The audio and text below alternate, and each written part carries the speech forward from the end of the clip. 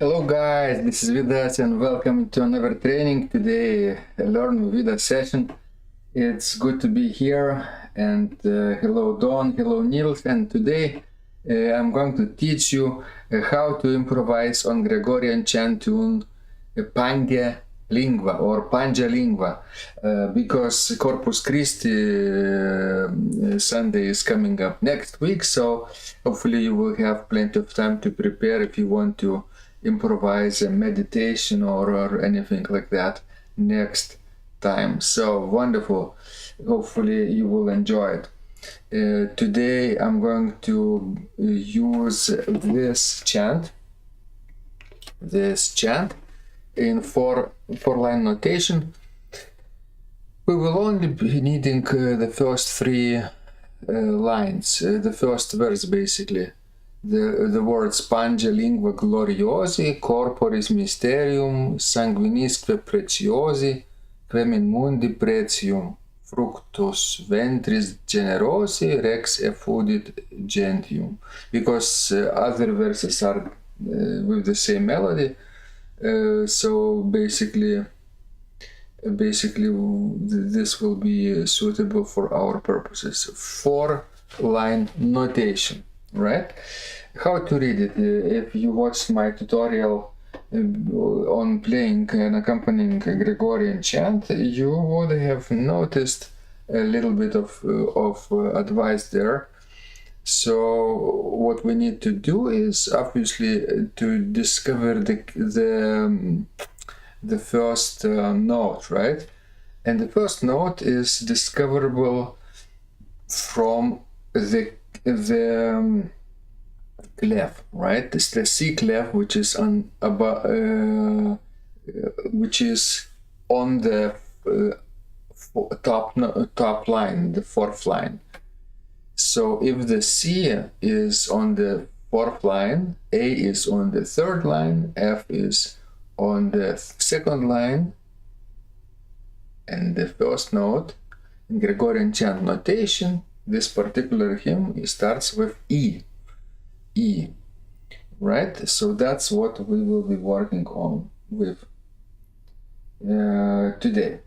You can obviously work with any other notation that you like, treble clef, but for starters it would be nice to do this, okay? Now let's take a look at the registration. I won't show you the sample set, but it's pretty simple. Do the lunch. I'm using Do the lunch. Let me play with some flutes on the second manual.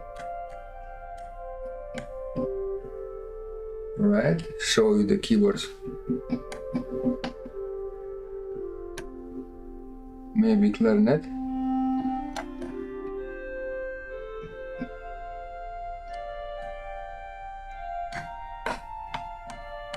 Tierras. And flauta traverso. And maybe the tremolant on the second.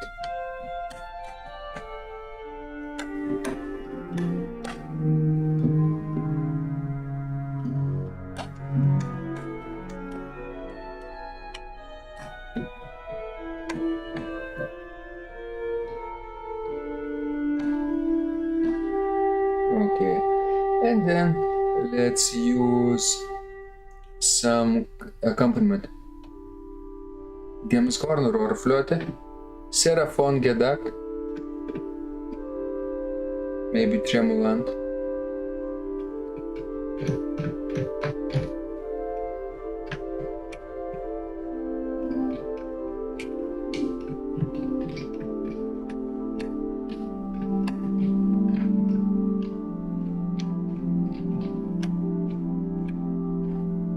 Obviously, there is an option to do this with strings on the third. Violine, Zartgedacht. Zartgedacht is probably not a string, but traditional is Undamaris perhaps. And maybe tremolant. Maybe tremolant is too much.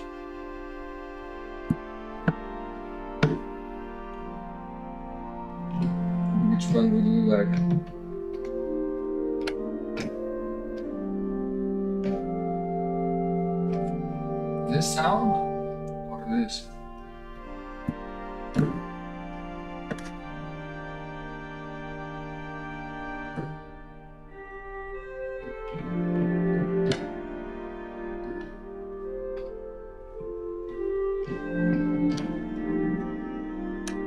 Maybe strings?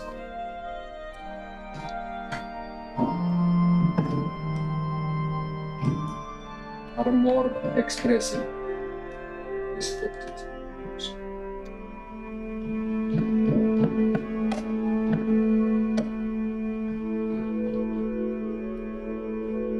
But flutes are nice too. Maybe we could use both of them, both manuals, manual 1 and 3 in alternation would be nice. All right. So, what do you think? Oh, we need some pedals, of course. Minor bass, 16, subbass, bourdon, gamba, gedak bass, and sargedak.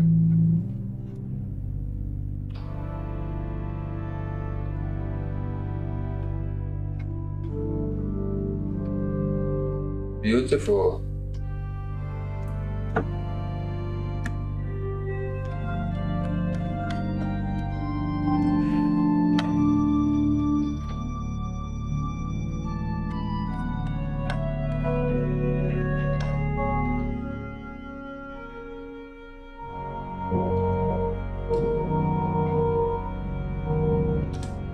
Maybe even Untersatz 32.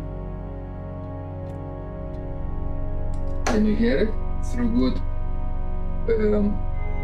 headphones.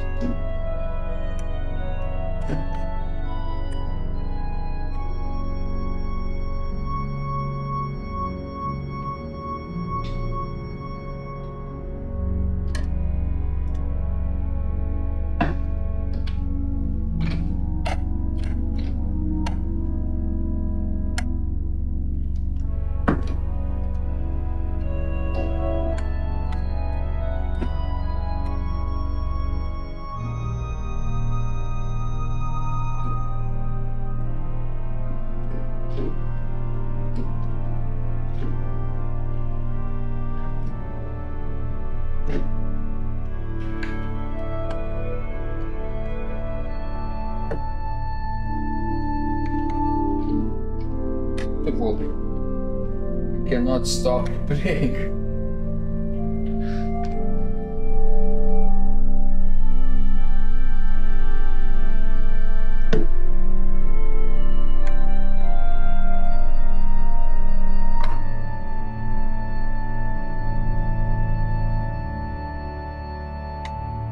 But of course, 32-foot stop needs to be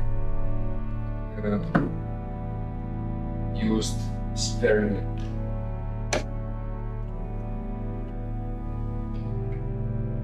Okay.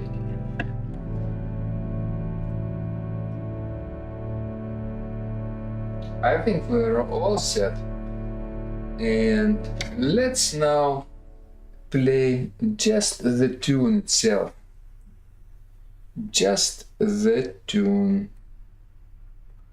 Okay, Pange Lingua.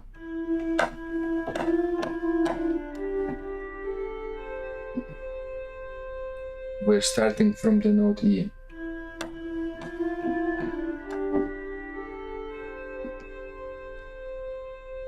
Under the word hymn, you can see number 3.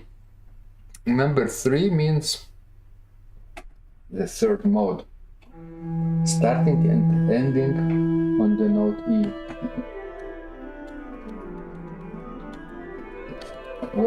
That's what we call E Phrygian. Phrygian. It's like E minor but without F sharp. Like F is natural. So second scale degree. It's a little bit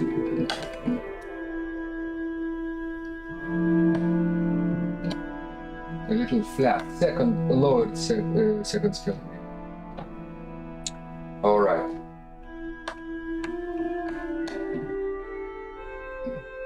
Next line, I'll show you.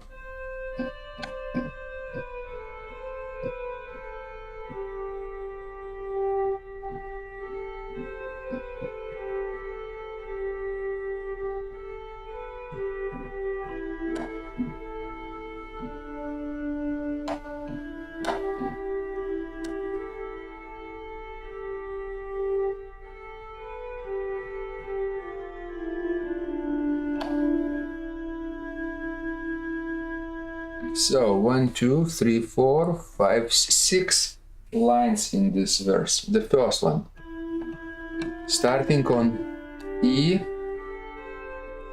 and ending on C. Second, starting on C and ending on G. The third one, starting on G and ending on G. Fourth, starting on A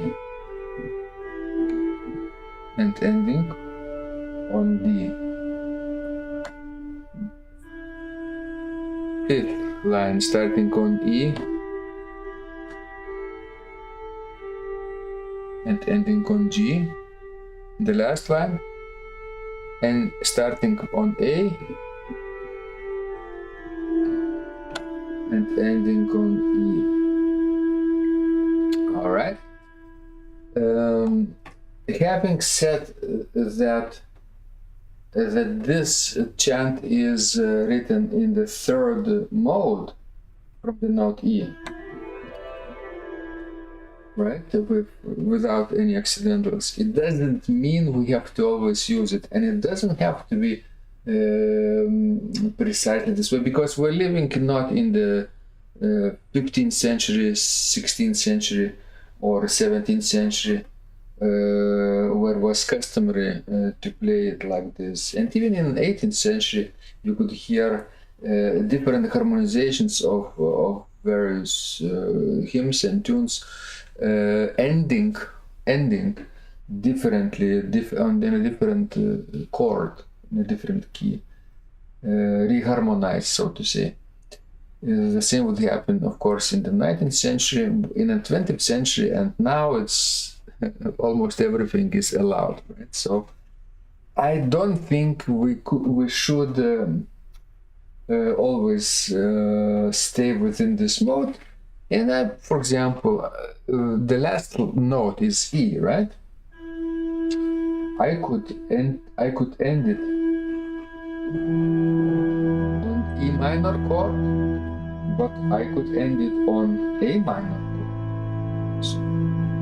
And I could also end it on C major chord, right?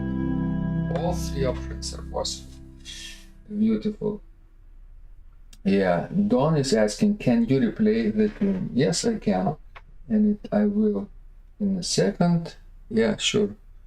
Let me show you the tune.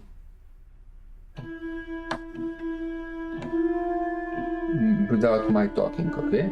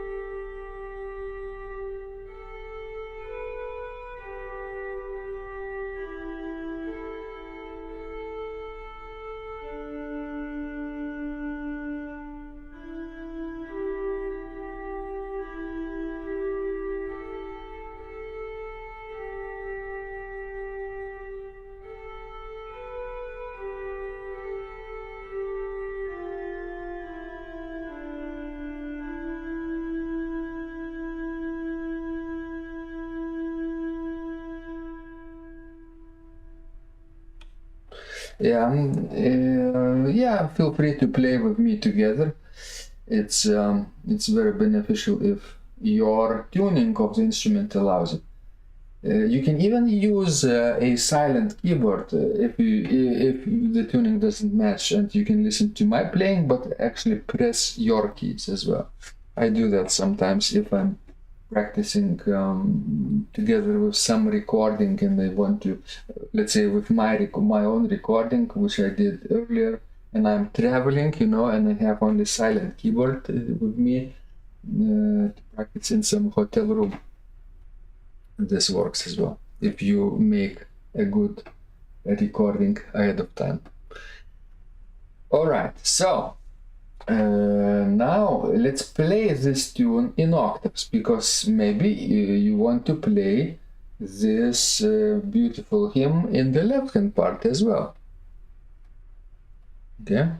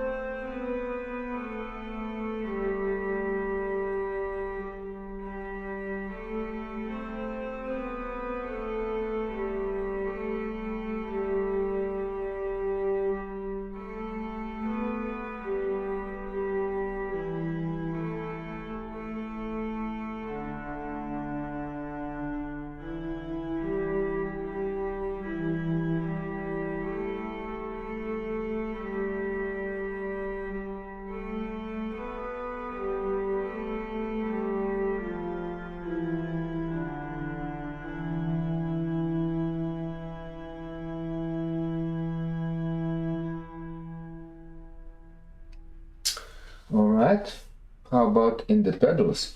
Would it be beneficial to play this tune in the pedals? Maybe. Let's show you the pedals. The top note is obviously D. The lowest note is D, also D. So you can play in this octave.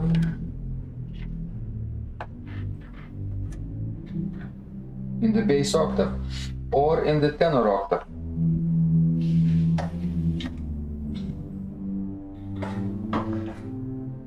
Like this.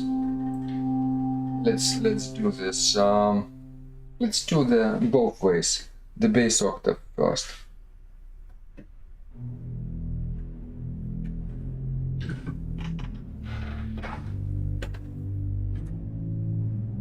When you improvise, you have to make up your own pedaling.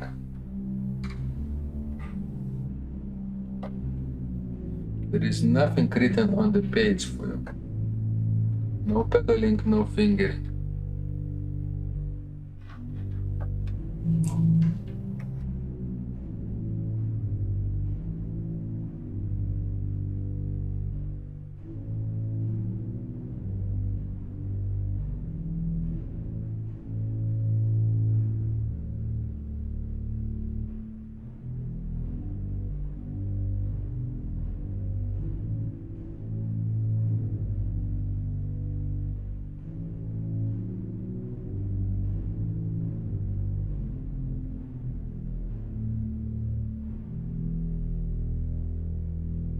Okay, that was in the bass octave.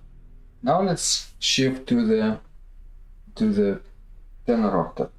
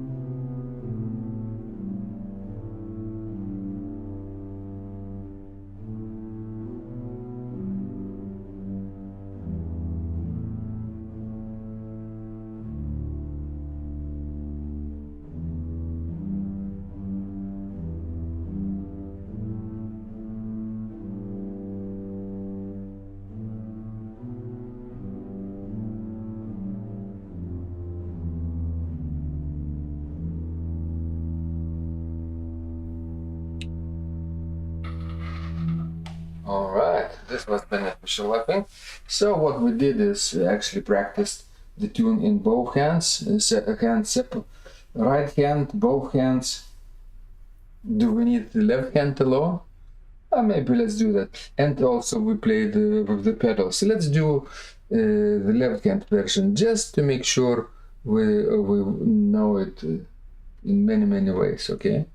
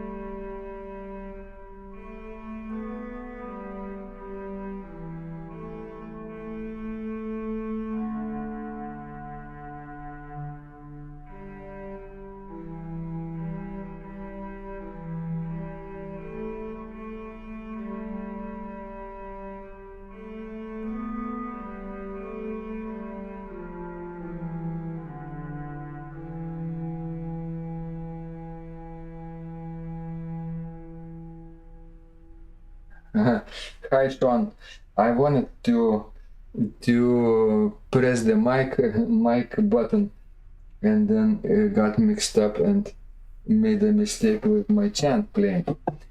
All right, so we're actually practicing the tune itself, Pange Lingua. Did right hand, left hand, both hands, and pedals. That is beneficial, right?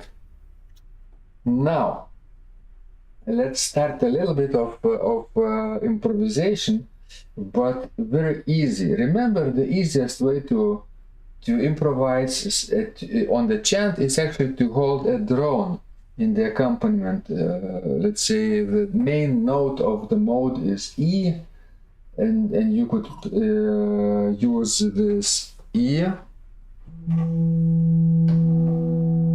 and B, right? Very easy. Actually, in the pedals too. In the pedals too, you would play this open fifth sound.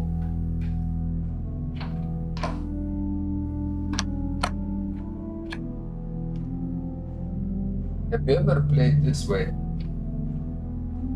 Parallel fifths, forbidden parallel fifths. But it's beautiful in this music, right?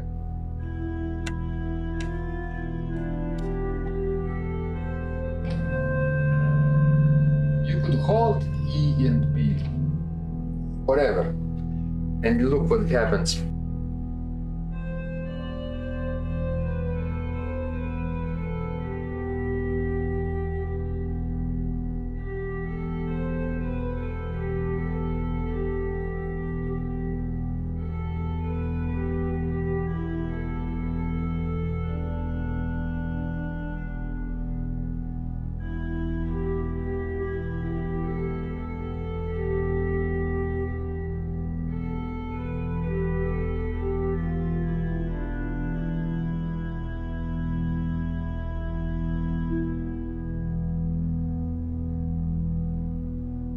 Obviously, you can change to any note of the scale. F, C of this mode, right? G, D, A, E, probably not B, because this is diminished fifth from the note B. It doesn't sound nice, but C, C, D, C, G sounds beautiful. And of course, D, A. Everything sounds beautiful. So now I will play the tune in the right hand part, but change freely to some open fifth sound.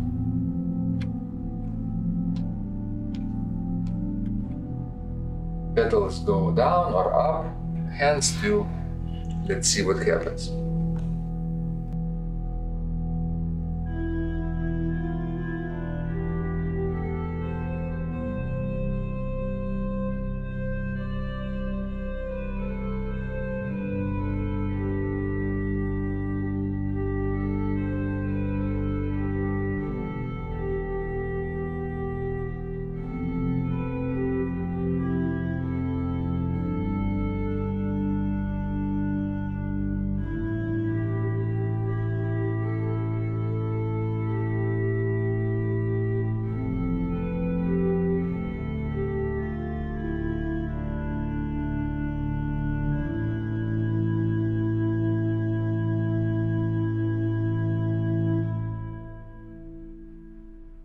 What do you say?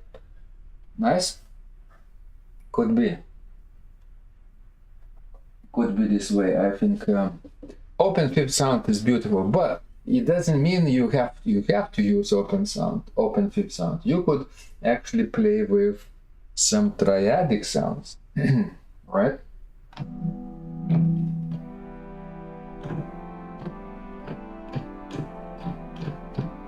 If we harmonize each note of the E Phrygian mode in triads, we get this.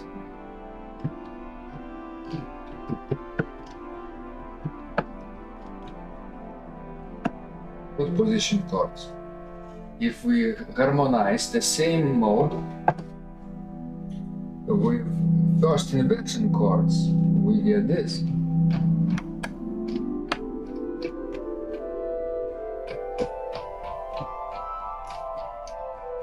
Beautiful, right?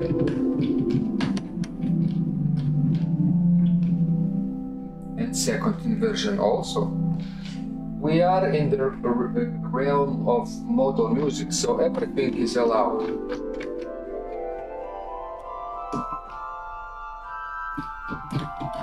Like this.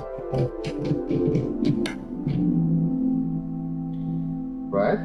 What if I played 4-note chords in parallel motion?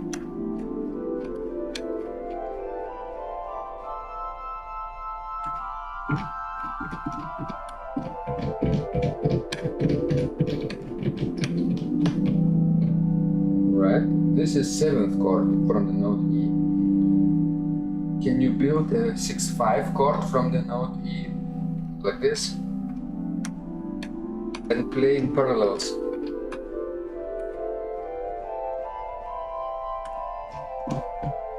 With 3 octaves maybe.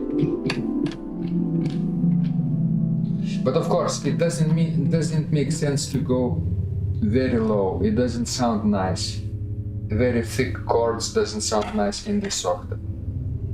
It sounds better up until tenor C. So C is still fine. Can you do 4-3 chords?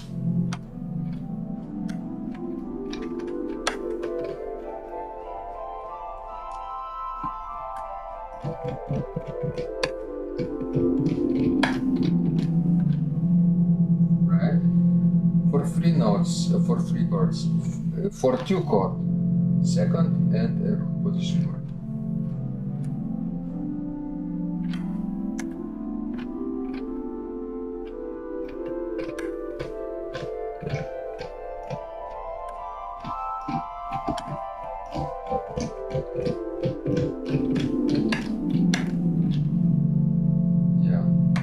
You could actually do a 9th chord too, 11th chord, and even 13th chord, like that. Beautiful, beautiful sounds.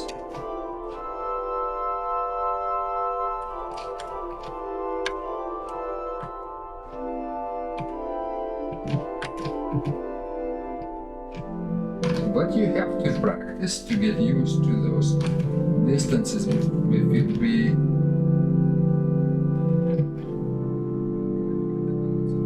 You see? Everything is in the distance of major or minor third. You have to skip one note. C, skip D, E, skip F, G, skip A, B, like this. And then if we have 8 notes, then we repeat the first one. So yeah, thick chords. They sound very nice in slow motion, in stringy sounds.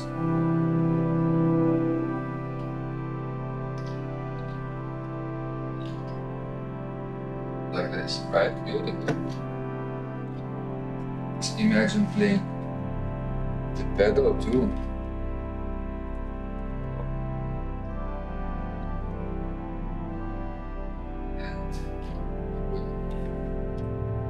play with the chant.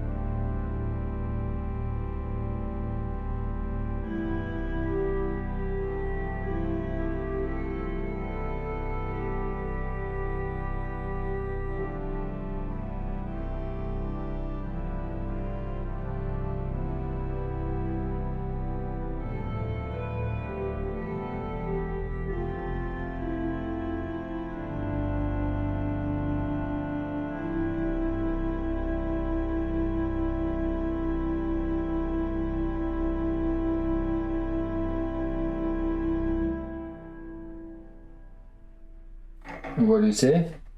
It's already rather beautiful, right? It was like a meditation. And what I did, I just played the tune in the right hand part, and then played thick chords in the left hand part, some pedal ground bass notes with my feet in the lower octaves. And then I changed some things, so not to be so predictable. Not always root position chord, sometimes first inversion, sometimes second inversion, sometimes seventh chords, and so on. And in fact, you could make a system to do that. Let's say the first line, you only use root position chords, right? Like this.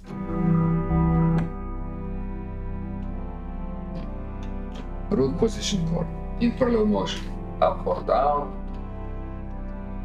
several notes up, several down, second notes, second line,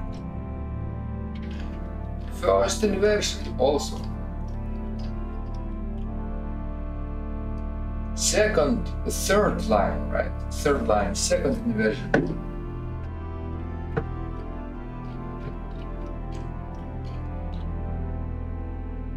And then the fourth line, you could have seventh chords.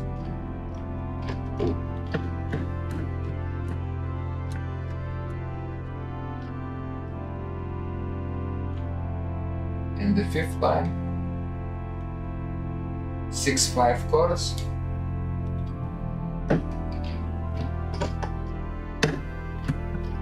I'm just demonstrating to you without the chant. And the last one for 3 chords.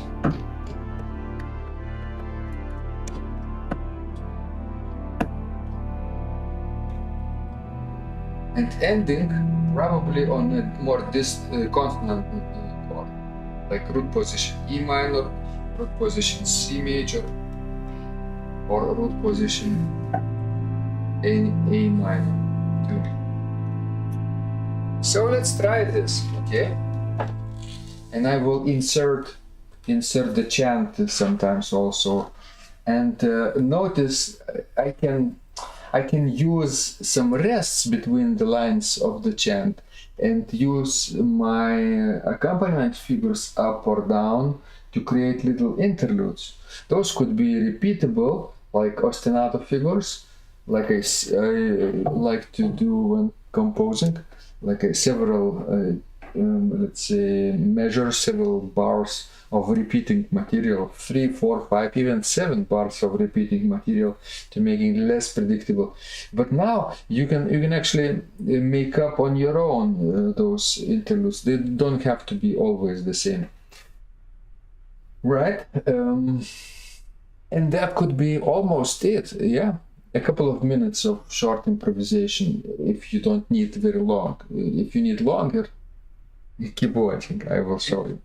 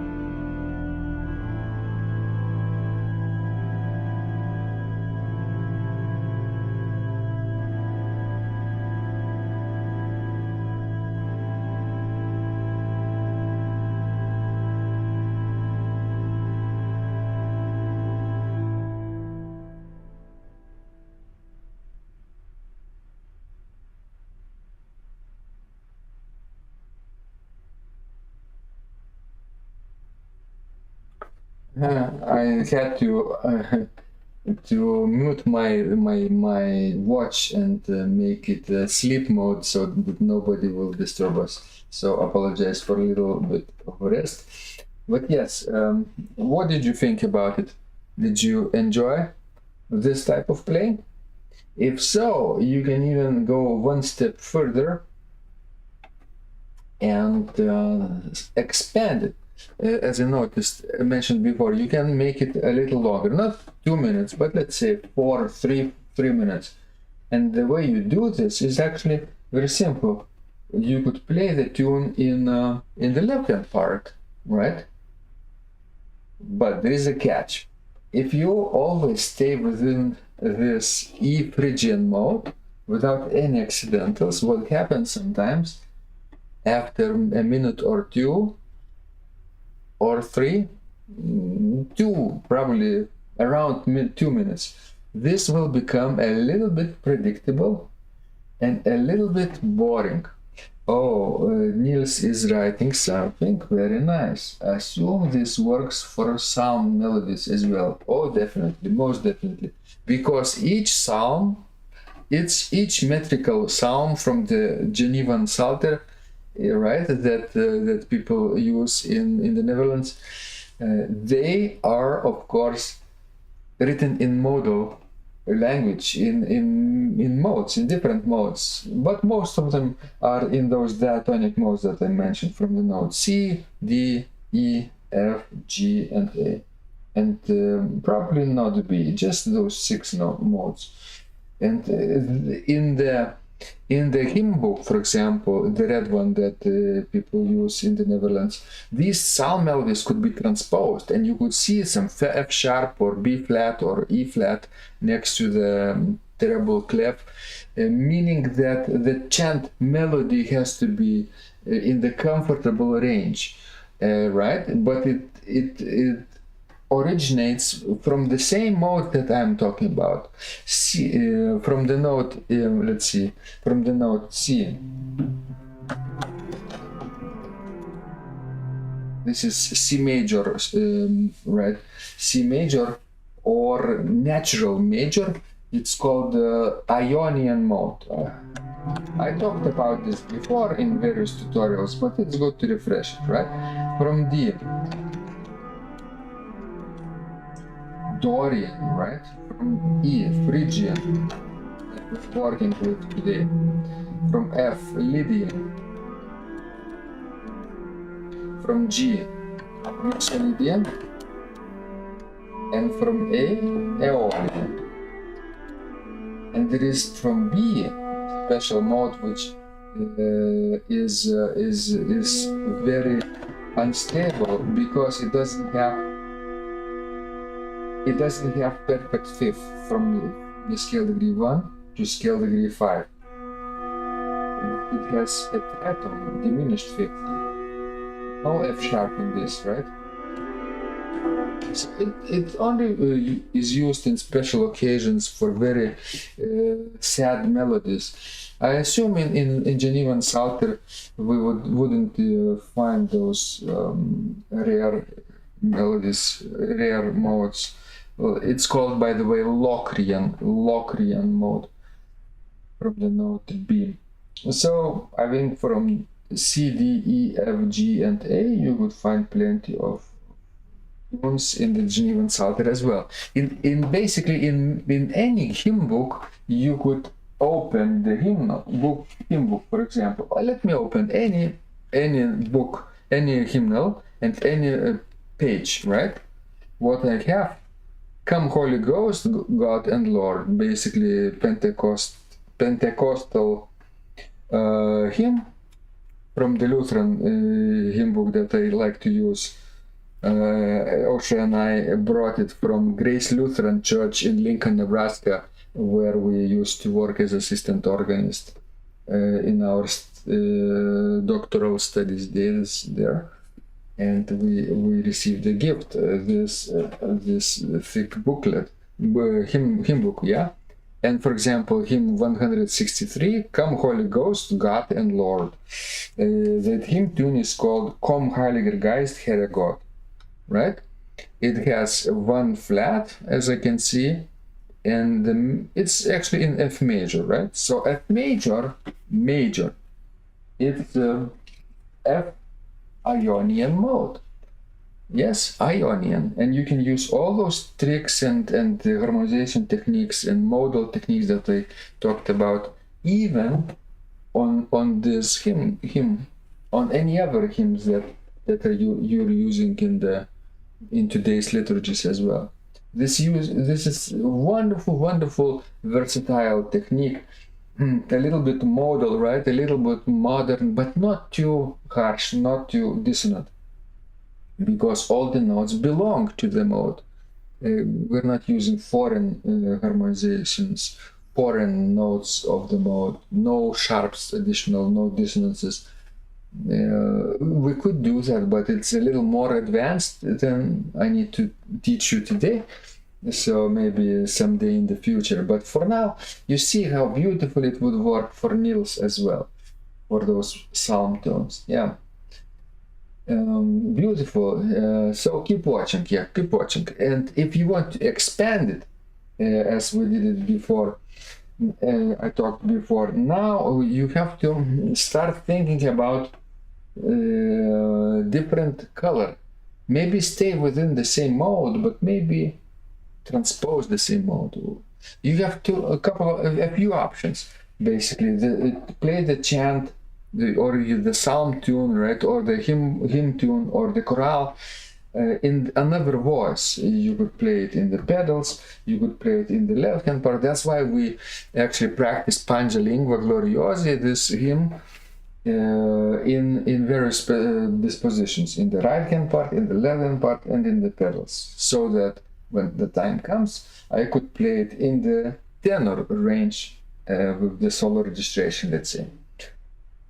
So this is option 1. Just simply do the same thing, but flip the voices. Right? Let me demonstrate how it sounds. It's rather beautiful too. Use the same mouth, no accidentals, basically.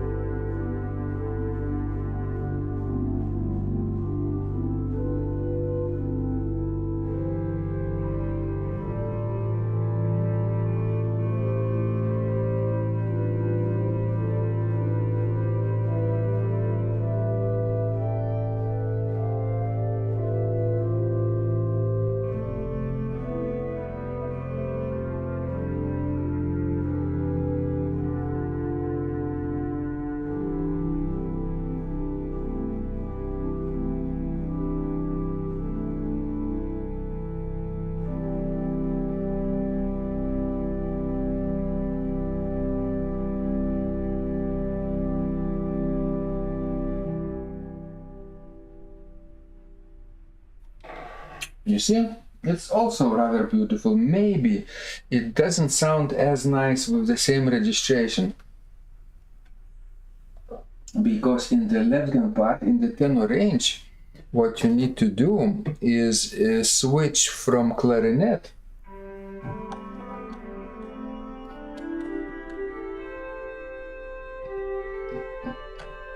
to trumpet.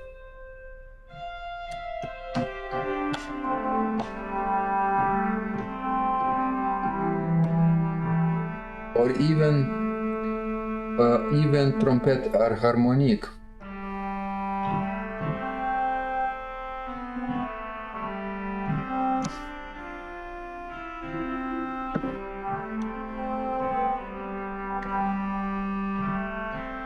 Maybe this, both are actually nice.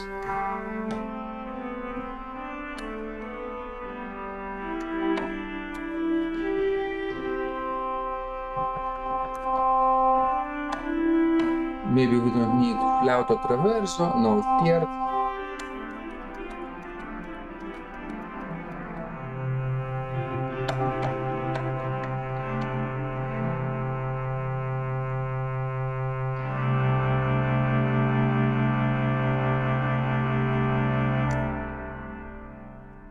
Right? So nice.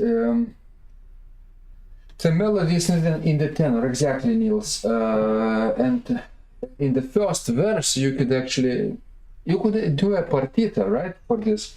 But partita means that you play one verse and then stop, change registration, and then play a second verse in a different manner, stop, change registration, and then the third verse, and so on. You have to stop between verses. What I'm doing is more like a fantasia, a little bit freely flowing, improvising those interludes, and then not stopping after the first verse, changing the clarinet into trumpet, and actually doing beautiful sounds for the second verse as well. You could do that. So this is obviously appropriate.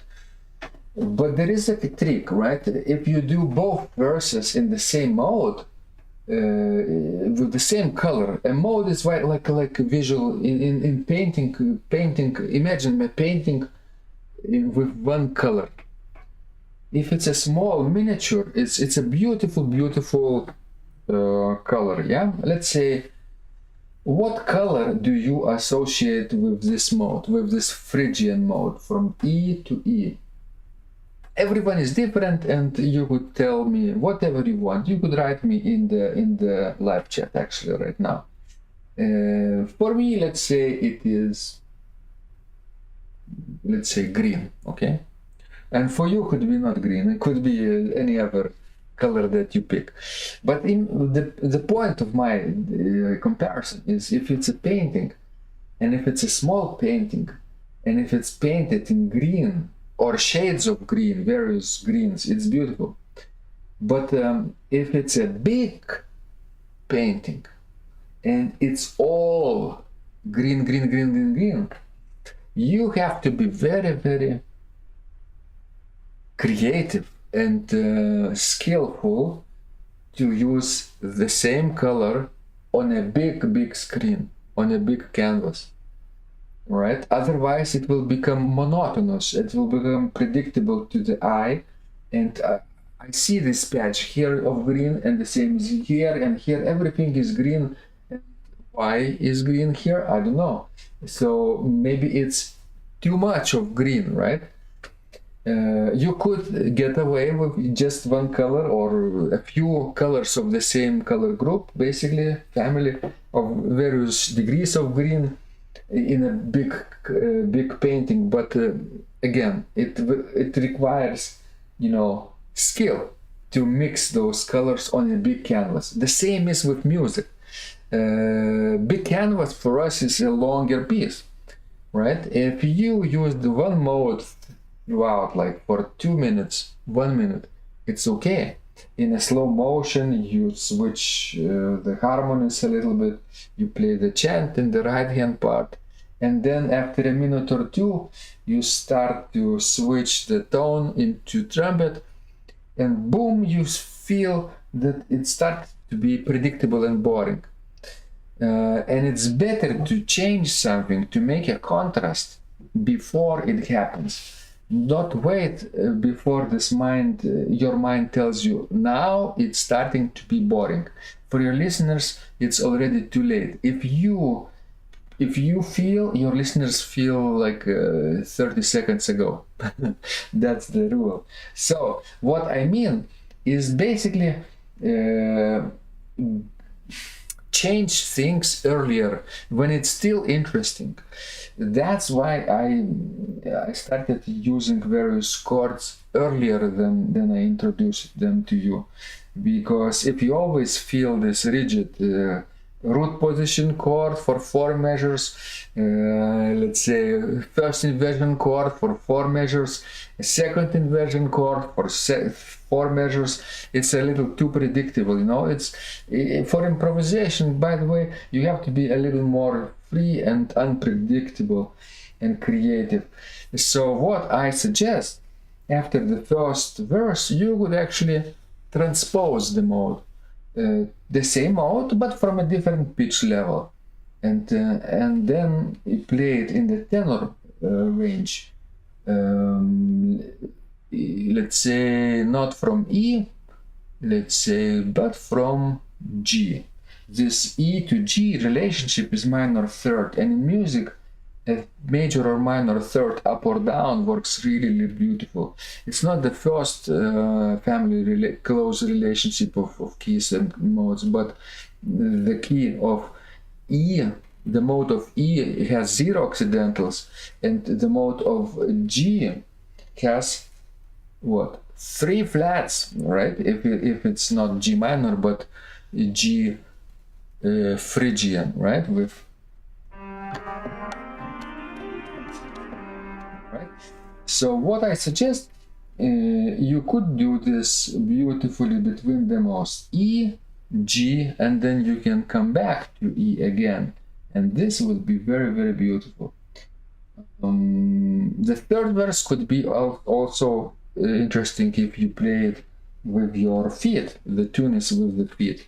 So for closing, let me demonstrate what I mean. Okay, would you like me to demonstrate all three verses flowing freely into each other, playing first in the right hand part, then in the left hand part, tenor range, in the mode of Phrygian, from the note G, from Phrygian G, and then come back to E, original key, E, Phrygian, and then plays the tune in the pedals, and that will be like the ending. I predict this will be like 5+ minutes, 5-6 minutes of improvisation. Sometimes you need that long, right? So Giovanni, hello. So you are at the end, right? So you will get to the good stuff right here. Let me demonstrate what we learned during this hour, and now I will demonstrate entire Fantasia for you. 3 verses, and you just relax and enjoy, and afterwards you can start practicing on your own.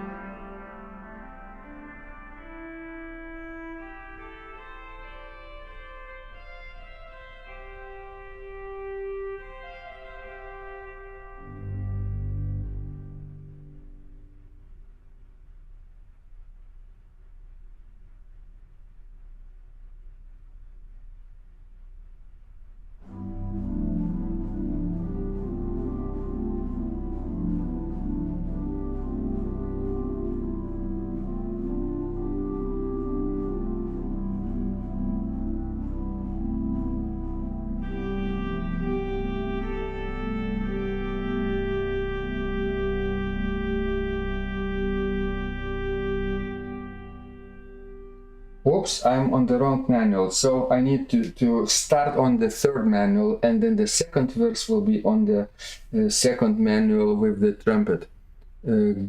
Sorry about that. One more time.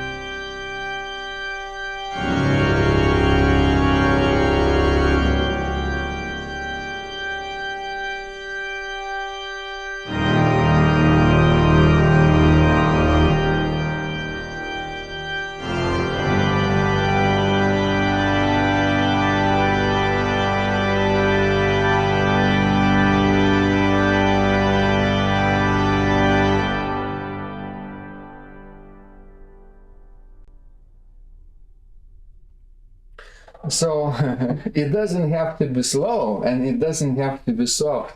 You can actually play with different registrations and different rhythms. A little more advanced that I had time to teach you today, but you get the idea hopefully today nicely, and are inspired to keep practicing this week, of course, and approaching to the Corpus Christi Sunday. You will definitely try out something either on your own or for your congregation, like Niels, for example, using his psalm tone, for example, that they'll be using on next Sunday.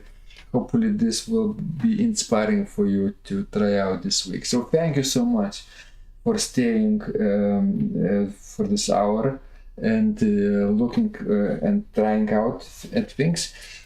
And of course, practice.